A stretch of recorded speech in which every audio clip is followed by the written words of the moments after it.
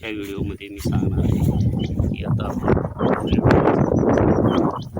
तान्या वासराची ही गाय आहे. तान्या हिनं गाबाई 1.5 वर्ष झालं, 18 महिने ते गाबा जाऊन 2 महिने झाले. वडील आहेत चालत.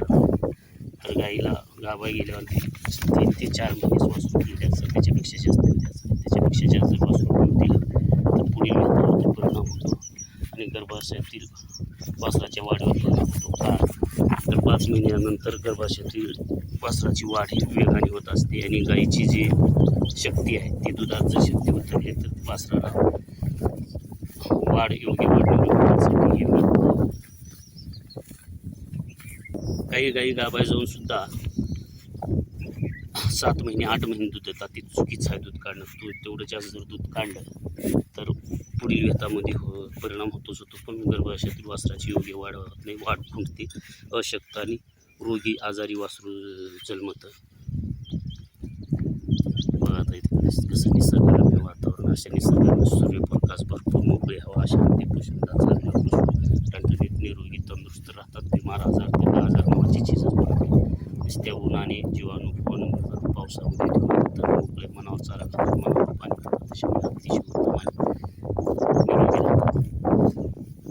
तर साधारण हे साधे तर गाईंना बुळकांडी, लाळखुरी, तोंडखुरी, तिवा, पोटातील आजार, जंत, लहान वासरांना बुळकांडी, जंत असे असतात, गडमाळ असे असतात.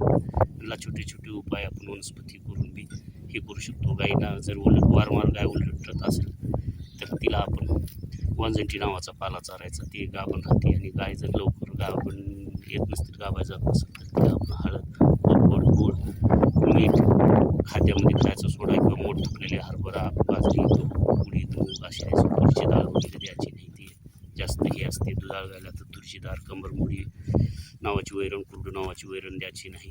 आणि सरकारी वैरणसुद्धा दुधाळ गायला द्यायचं नाही, त्याचा परिणाम होतो.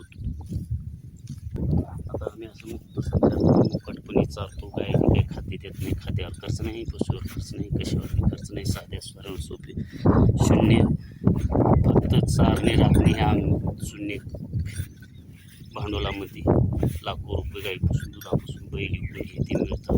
तर पशूंची अशी काळजी घ्यायची. पशूंना चांगल्या शुद्ध द्यायचं. पावसाळ्यामध्ये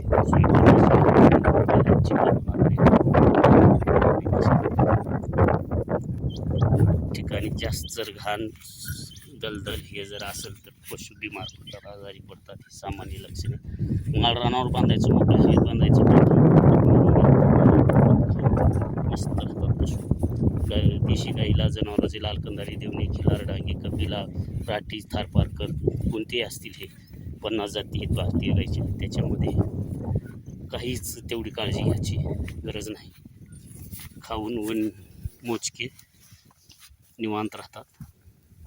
तर अशा प्रकारे आम्ही गायची साध्या सोपी. आता बघा हे वासरू तर जेवढं गोऱ्याला दूध जास्त दूध दिलं तेवढं दूध शक्ती बनतो, मोठा होतो आणि आऊत होण्यासाठी त्याच्या अंगात ताकद शक्ती येते.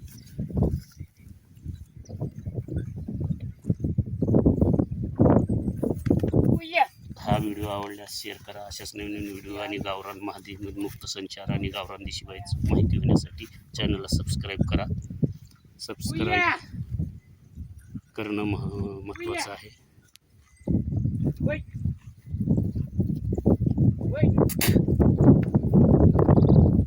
सबस्क्राईब